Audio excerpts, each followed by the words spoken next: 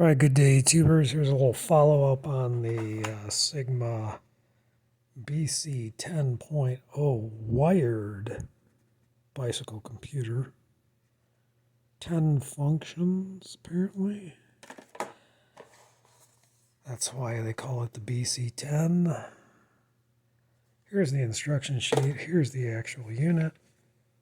I've been using it on the scooter, and my high-strength magnet that I use JB Weld on the wheel rim to position the high-strength magnet.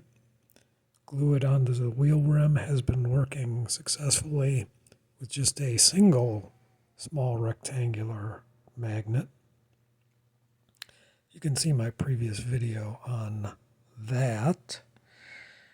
And I'm looking over the instructions. The instruction sheet leaves a bit to be desired. It's mostly pictogram, pictures, illustrations. The biggest issue is setting your wheel size properly. And so you get to the wheel size and you've got to hold down the back button in order to get to the wheel size section. And they show you the example in order to enter a non-standard wheel size, which you're going to have if you're using this on a scooter, and as opposed to a bicycle, you're going to use the tire size on the scooter in order to come up with the circumference. Once you know what the circumference is based on the tire size, you can Google calculators for that online so that you have an accurate circumference on your actual tire, and then you can punch that into the computer. I have checked my mileage on the KYMCO scooter, and what is it? I know you're curious to find out what the miles per gallon is, the fuel efficiency. This is a 150cc scooter, so there it is. 48 miles per gallon. It's got less than 400 miles, so it's still, the engine's still breaking in. On a full tank, it would be approximately 72 miles or 116 kilometers.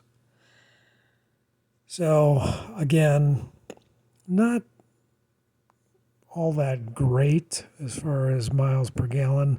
I suspect as it gets more broken in, the mileage per gallon will potentially increase slightly more. I know there's current motorcycles out there like I think the NC 700 from Honda, the automatic version. That thing gets pretty darn good mileage. It probably gets better mileage than the 150cc KYMCO scooter I've got. And that's primarily because it short shifts to constantly keep those engine revs down in the lower range on that particular motorcycle. But in any case, this is what my actual mileage is. It's only a 1.5 gallon fuel tank on the 150cc KYMCO Super 8 scooter. So there's that. This computer has been working okay. As they show on the diagram here, the speed is always indicated at the top of the display. No matter which function you have displayed, the speed is always at the top. So that is consistent. And then you just press the bottom large button here and you'll get total distance, total time, which is in hours.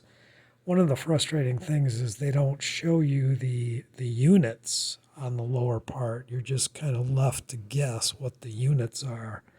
I mean, if you're looking at that for the first time, you're like, well, is that 6 minutes, 6 days? You know, so what is it? So it's 6 hours. Trip distance, again, there's no indication whether it's kilometers or miles. So that's one of the frustrating things with this particular Sigma computer. Ride time, again, no indication. Is that 53 hours or is that 53 minutes? Well, it's going to be 53 minutes because that gets reset when I go fill the tank with fuel. Average speed, max speed, that also gets reset when you hold down the large button and reset all your timers. The only things that don't get reset are I think the total distance and the total time. I think those are the only two things that won't automatically reset when you hold the large button in for like 5 seconds. It'll tell you that it's doing a reset on the thing.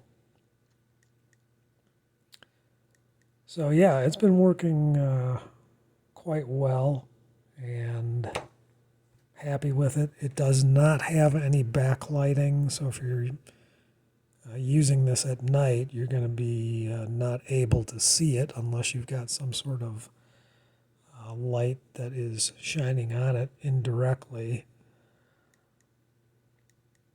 But for daytime use, it works perfectly fine, and it's small.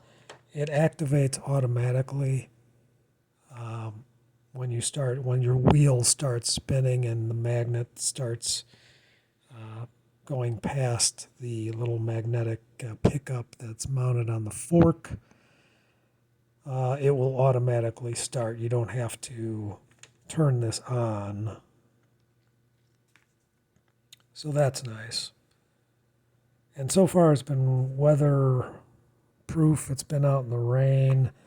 I just had a small piece of cardboard that I tape over the top of it to keep the sunlight from degrading the display.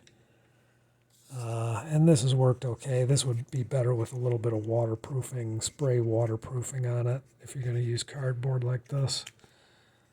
And I've got 2 pieces of tape so that it's not constantly flapping around in the wind as I ride. Generally, I don't need to refer to it when I ride. I did compare the speed on this versus the speed on the speedo on the scooter.